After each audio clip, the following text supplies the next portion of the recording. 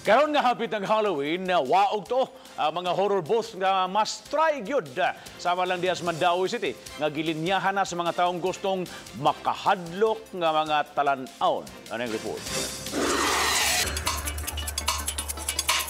Sulod sa usa ka mall sa Dakbayan sa Mandaue, makita nga gilinyahan sa mga tumatanaw kining usa ka horror booth. Tema nila karong tuiga ang kakahuyan. Diin ilang gi-showcase ang nagkalain-laing klase sa mga elemento nga makita sa mga lasang.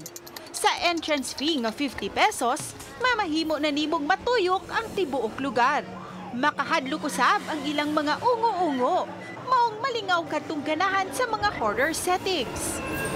Kung musulod ka, makita nimo na lain-lain nga mga ungo or ka na mga Filipino myths or mga folklore, mga tuo-tuo. So na mga balang, na ay the windy, na ay kanang agta, na ay white lady. So daghan jud kay nakalain-lain klase nga mga kahadlukan sa mga tao. Kining grupo sa mga kabataan nagkurog pang migawa sa booth. Oh, grabe! Cool ba kayo? Di ka ka-explain. Tatlo kayo.